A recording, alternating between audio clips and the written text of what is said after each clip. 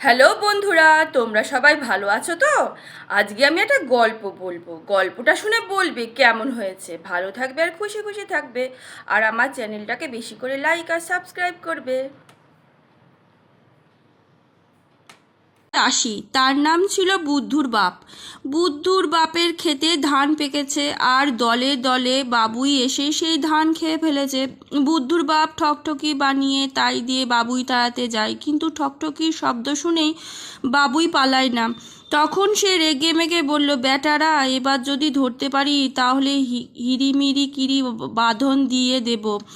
হিরিমিরি কিরি বাঁধন বলে কোনো একটা জিনিস নেই। বুদ্ধুর বাপ আর কোনো ভয়ানক গাল খুঁজে না পেয়ে ওই কথা বলেছে।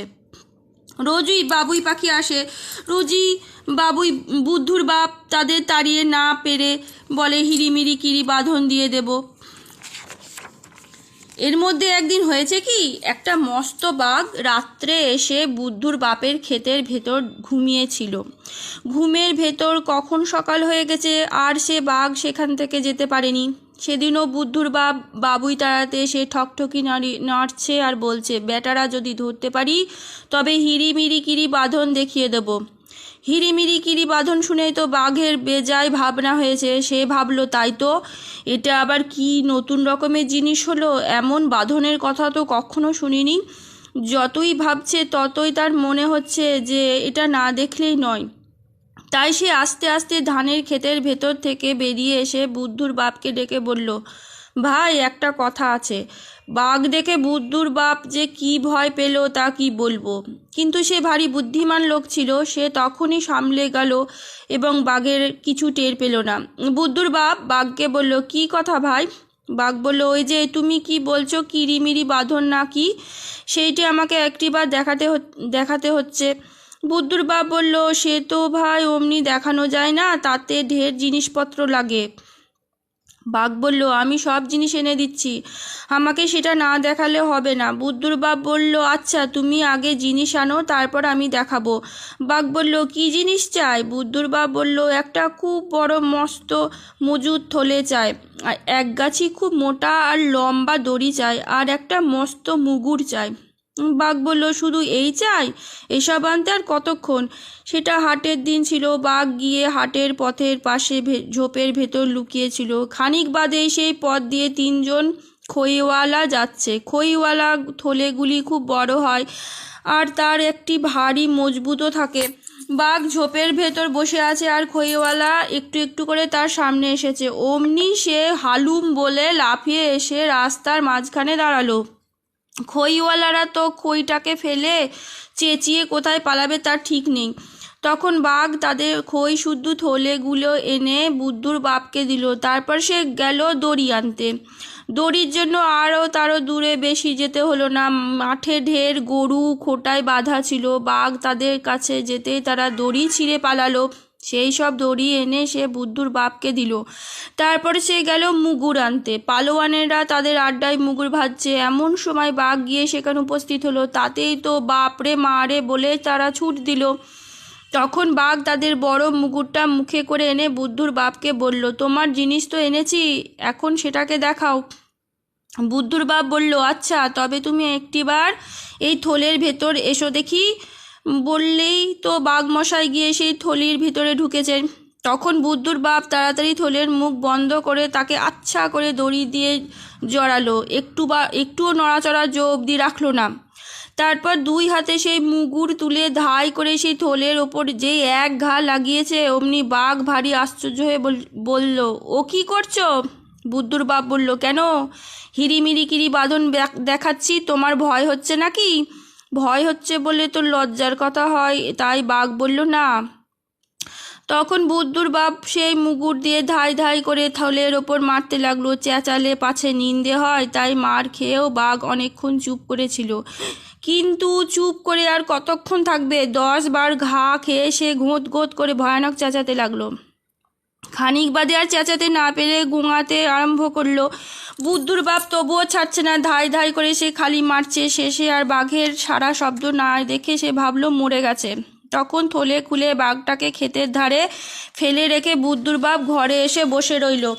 বাঘ কিন্তু মরেনি, 4-5 ঘন্টা মরার মতো পড়ে থেকে তারপর সে উঠে বসেছে। তখন তার গা বড্ড বেদনা আর জ্বর খুব, কিন্তু রাগের চোটে সেসব সে মন দিল না। সে খালি চোখ ঘোরায় আর দাঁত খিচায় আর বলে, বেটা বুদ্ধুর বাপ, পাজি হতভাগা লক্ষ্মী ছাড়া, দাঁড়া তোকে দেখাচ্ছি। সেই কথা শুনে তো ভয়ে বুদ্ধুর বাপের মুখ শুকিয়ে গেল। সে তখনই ঘর দৌড় দিয়ে হুড়কো এঁটে বসে রইল। 3 দিন আর ঘর থেকেই বেরোলো না। বাঘ সেই 3 দিন বুদ্ধুর বাপের ঘরের চারিদিকে ঘুরে বেড়ালো আর তাকে খালি গালি দিল। তারপর করেছে কি, দরজার কাছে এসে খুব ভালো মানুষের মতো করে বলছে, আমাকে একটু আগুন দেবে দাদা, তামাক খাবো। বুদ্ধুর বাপ দেখলো কথাগুলো মানুষের মতো, কিন্তু গলার আওয়াজটা বাঘের মতো। তখন সে ভাবলো আগুন দেবার আগে একবার ভালো করে দেখে নিতে হবে। এই ভেবে সে দরজার ফাঁক দিয়ে উঁকি মেরেছে। অমনি দেখে সর্বনাশ, বাঘ! তখন আর কি সে দরজা খোলে? সে কোকাতে কোকাতে বলল, ভাই বড্ড জ্বর হয়েছে, দৌড় খুলতে পারবো না, তুমি দরজা নিচে দিয়ে তোমার লাঠি গাছাটা ঢুকিয়ে দাও, আমি তাতে আগুন বেঁধে দিচ্ছি। বাঘ লাঠি কোথায় পাবে? সে তার লেজটায় দরজার নিচ দিয়ে ঢুকিয়ে দিল। অমনি বুদ্ধুর বাপ বটি দিয়ে খ্যাঁচ করে সে লেজটা কেটে ফেলল। বাঘ তখন ঘেউ বলে বুদ্ধুর বাপের চালার সমান উঁচু লাফ দিয়ে দিল। তারপর একটুখানি লেজ যা ছিল তাই গুটিয়ে চেঁচাতে চেঁচাতে ছুটে পালালো।